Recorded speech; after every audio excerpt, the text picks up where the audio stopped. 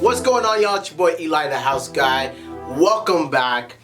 In this video, we're going to be talking about part 2 of our sales process and negotiations when it comes to buying a house from a seller. Now, if you missed part 1, in part 1 we went over price, motivation, condition, and timeline. We talked about how to uncover a seller's motivation for selling a property.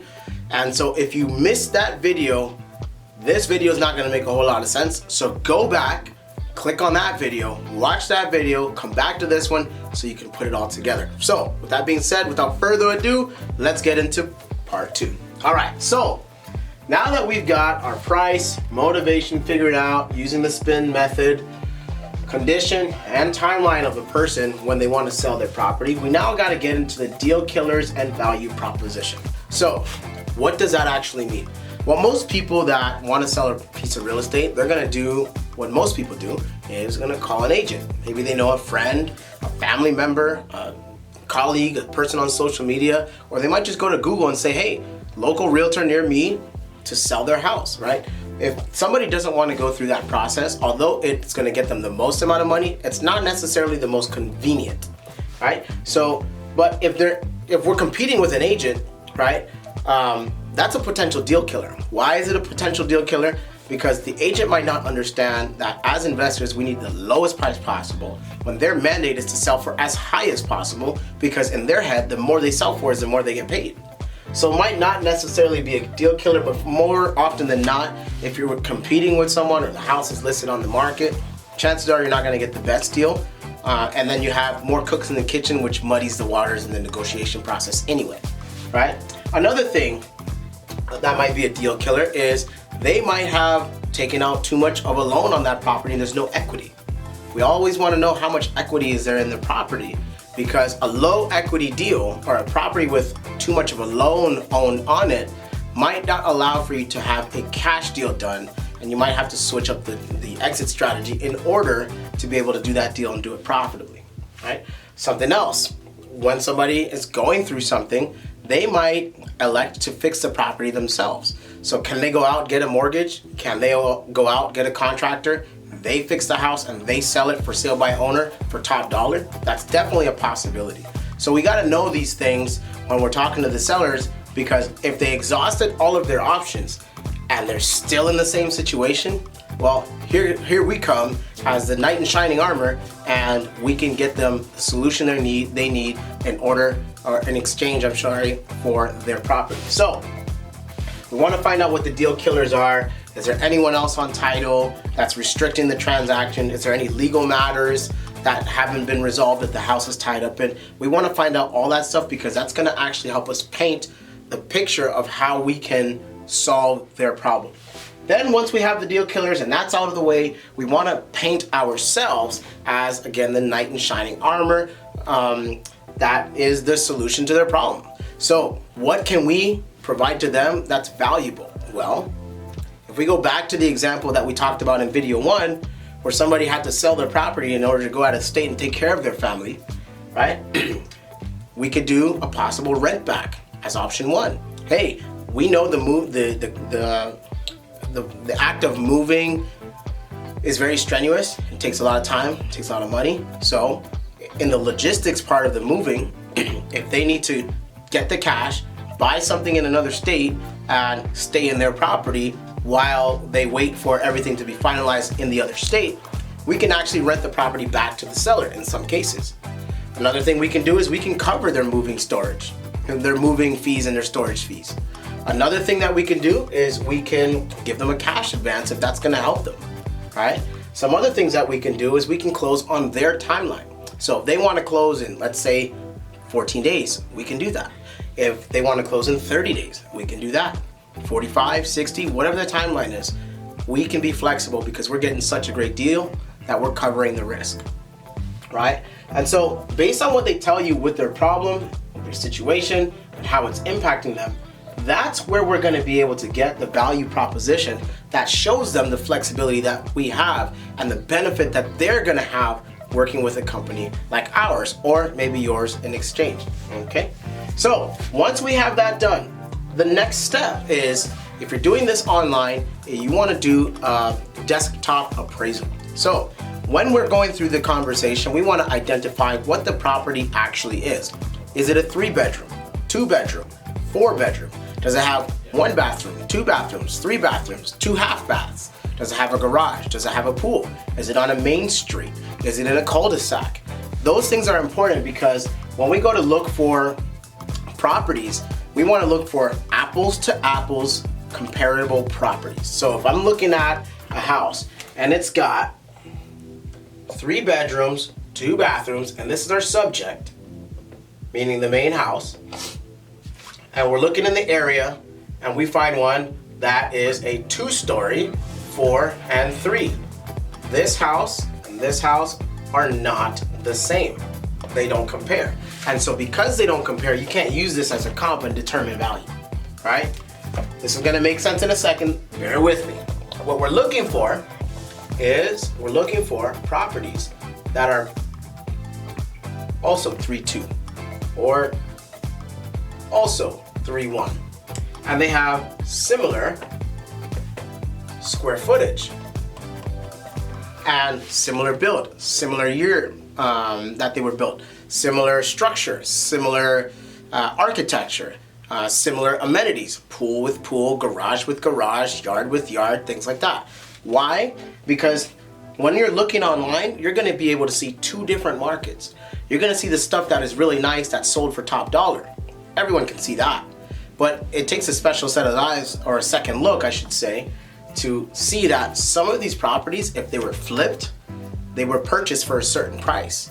And so when we're looking for as-is deals, because we're buying a property as is, we're looking for the same type of property that's sold at an as-is price to determine where we're gonna be. So in the conversation, what happens is you're gonna say to the seller something along the lines of the following.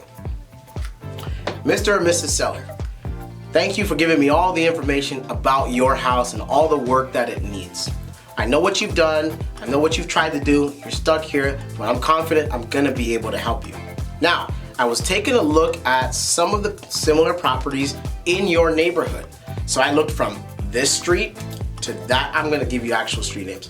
A Street to B Street to C Street to D Street. You know where those are at? They're gonna say yes if they're familiar with their neighborhood. Okay, great. So now what you've done is you've identified the search area for properties that are going to be similar to your subject property. Okay, Mrs. Seller, you know where those streets are. That's where I'm looking for houses in the same neighborhood as you. Additionally, I want to find properties that are on the spectrum of 20% bigger than your square footage and 20% smaller than your square footage, because I want to see what prices are for properties in your range. Okay, she understands, or he understands, and we move along. Okay, I also know, Mr. Seller, your property was built in 1965. I'm looking for properties that were built no later than 1975 and no sooner than 1955. The reason why we do a 10-year difference on either side is because we want to make sure that the building codes and the building styles are similar to what you have. I also notice you have a garage. I'm looking for properties with a garage. I notice you have a pool. I'm looking for properties with a pool. And I'm looking for the ones that were recently flipped and sold to an end buyer. Now that we have identified what I'm looking for and the seller is in agreement with you, you can start to anchor them and tell them what the property sold for in as-is condition. Now the reason why we do that is because we want to get a reaction out of the seller. Right? So for example, if we say this property, our subject property, is worth $300,000, and comparable property number 1, comparable property number 2, let's say comparable property number 1 sold for $165,000, and comparable property also flipped, sold for $140,000. Right? What I'm gonna do is I'm gonna say to the seller, hey, do you know where 123 Main Street is? They're gonna say, yeah, that's around the corner, in the neighborhood, in the search parameter you just gave them. And then you're gonna tell them, hey, I just saw this property. It was, the same as yours. It's got 3 bedrooms, 1 bathroom. It's, 105 square feet, smaller than yours, so yours is bigger. And it just sold and closed for $140,000. Now, the reason why we're telling them this is such a low number is because we want a reaction out of the seller. Because remember, initially, we got their price in the beginning, but we know most sellers want as much as they can get for their house.